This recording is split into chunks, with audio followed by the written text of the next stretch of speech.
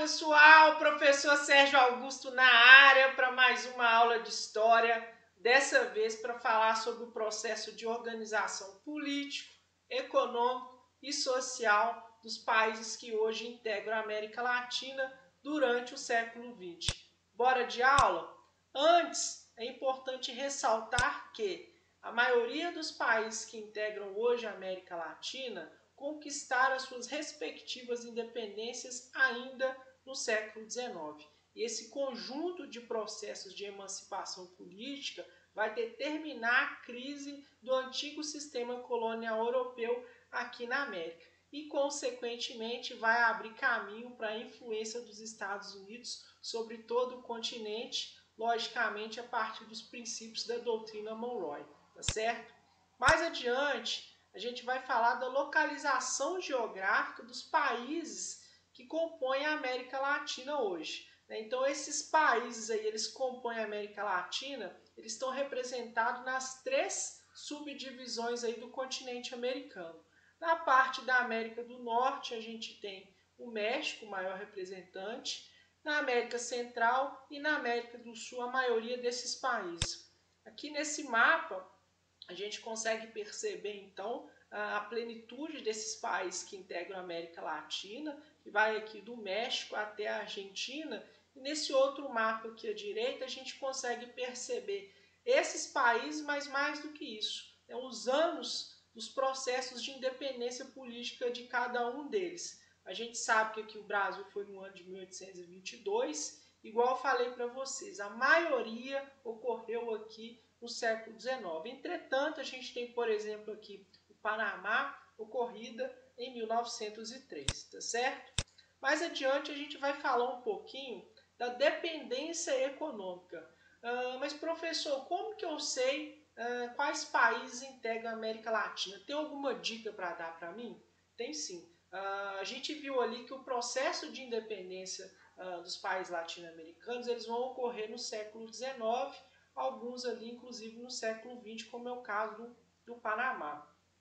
E a língua, né, o idioma que esses países falam aí, são remanescentes de um idioma matriz, que é o latim. Então, os países latinos, né, são países localizados aqui em todo o continente americano, onde se falam a língua derivada do latim. No nosso caso aqui, a América, a gente tem principalmente o espanhol, né, o português e o francês. Então, essa é a dica aí para saber quais são os países da América Latina, saindo um pouco daquela divisão tradicional América do Sul, Central e Norte, beleza? Um ponto a se destacar nesse contexto aqui do século XX e também do século XIX, a questão da dependência econômica. Logicamente que a dependência econômica dos países latino-americanos no século XIX está ligada à questão da colonização, né? Os processos de independência aqui da América, todos eles se deram em decorrência das nações europeias que colonizaram todo o nosso continente.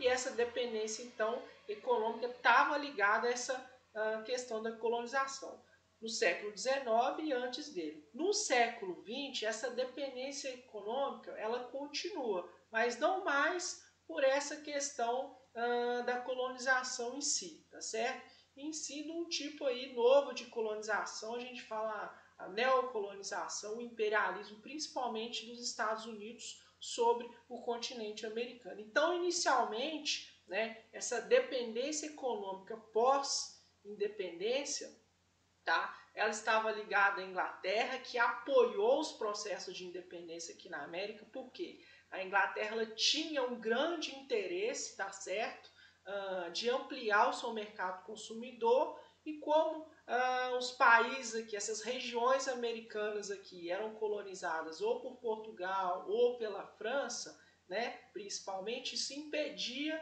que a Inglaterra realizasse um comércio mais amplo com essas regiões. Então, por isso que a Inglaterra ela foi uma grande incentivadora dos processos de independência aqui na América, em virtude dessa razão econômica. Ela desejava uma ampliação do seu mercado consumidor. Então, inicialmente, a gente tem a Inglaterra, nessa dependência aí no século XX com a Inglaterra, até no século XIX aí com a Inglaterra principalmente, Já no século XX e também já no finalzinho ali do século XIX, já com os Estados Unidos, tá certo?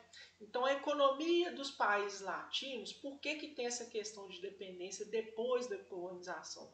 A economia dos países latinos no século XX vai se apoiar principalmente na questão da produção e exportação de produtos primários ou para os Estados Unidos ou para a Europa, né? Então a gente fica dependendo muito, né, desses produtos que eles vão retornar, né, na forma industrializada aqui para a gente. Eu produzi um gráfico, então aqui está o século XX, a América Latina, então a gente produz produtos primários, exporta esses produtos, igual eu falei, para a Europa e principalmente para os Estados Unidos.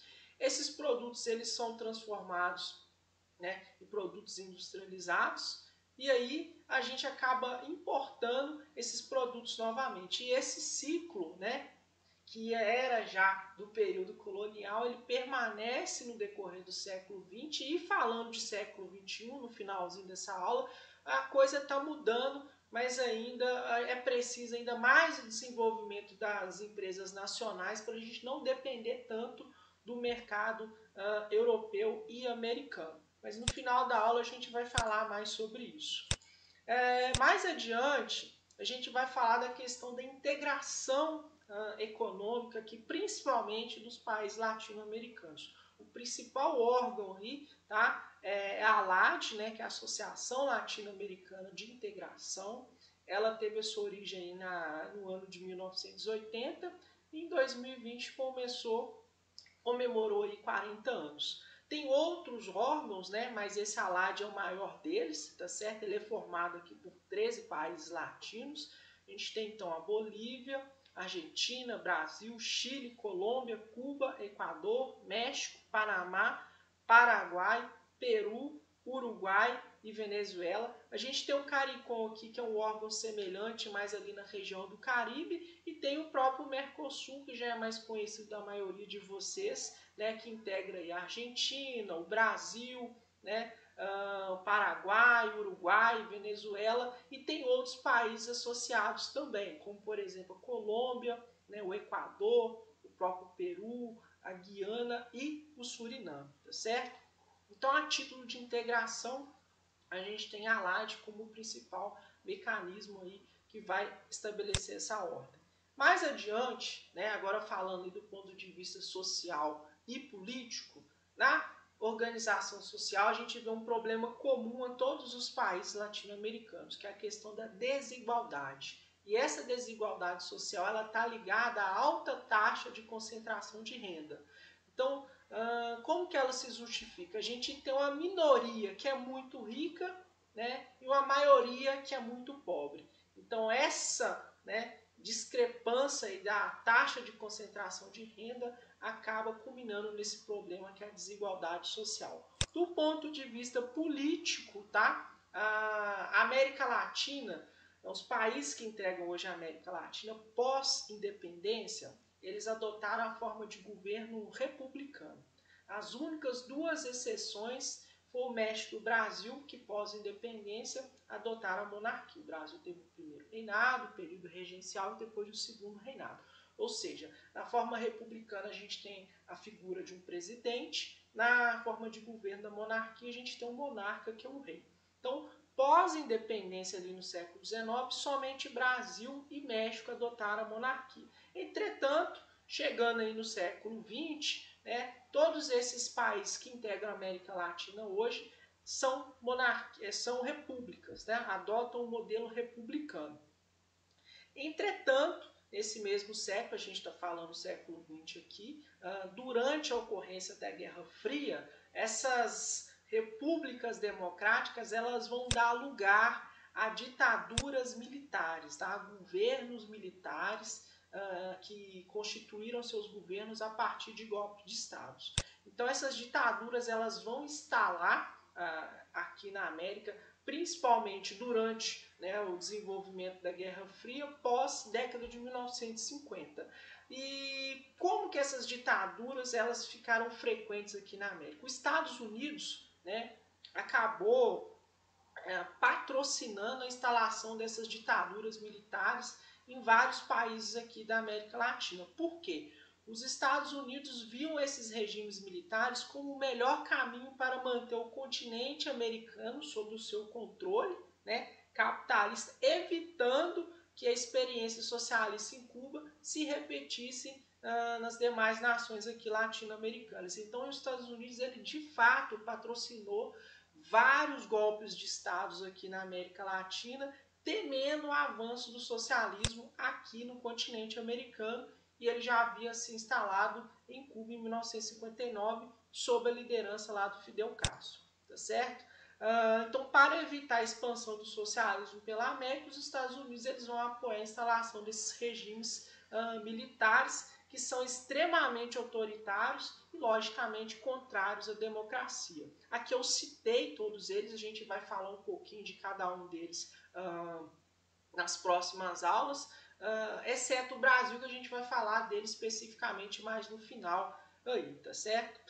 Então, as ditaduras aqui eu coloquei os anos de início e fim, a do Brasil de 1964, quando o João Goulart ele foi destituído do poder, e ela vai acabar ali em 1885, né, o último presidente aí, o Figueiredo. Para entender bastante essa questão do patrocínio dos Estados Unidos, esses regimes militares, essas ditaduras aqui na América, mas com foco no Brasil, eu indico aqui um filme, né, O Dia que Durou 21 Anos, né, justamente aí o período de duração da ditadura militar sobre o nosso país. É um filme muito interessante, que tem uma pegada mais documentária, que eu gosto muito. Fica a dica aí para vocês. Conclusão, né? A gente vai falar um pouquinho aqui da América Latina na atualidade. Atualmente, então, Brasil, México e Argentina são as nações latinas mais ricas, isso do ponto de vista econômico, tá? Se a gente for levar o fator social aí, a gente tem o Chile, o Uruguai, outros países entram nessa lista, justamente por ter um PIB mais elevado. Então, essas três nações, Brasil, México e Argentina, corresponde a um PIB aí de 75% de todos os países da América Latina, tá certo? Os problemas aí, né, de forma genérica, que abrange a maioria desses países latino-americanos hoje, século XXI. O problema político está ligado à instabilidade governamental. A gente vê o próprio Paraguai no passado aí, mais recente a gente vê a própria Venezuela e a Bolívia, tá certo? Do ponto de vista social, o problema que a gente tem ainda persiste, a alta taxa da concentração de renda, né? Muitas pessoas pobres e pouquíssimas pessoas muito ricas, tá certo?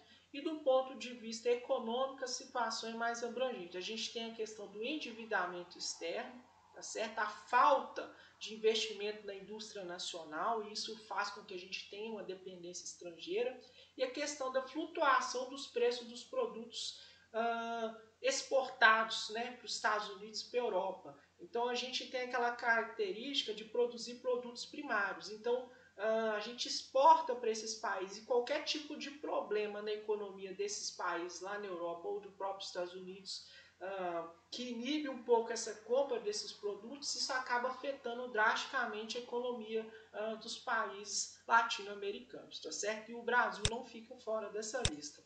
Basicamente é isso que eu queria falar para vocês sobre a América Latina no século XX. Né? Espero que essa aula tenha contribuído para o aprendizado de vocês e até a próxima aula. Um grande abraço.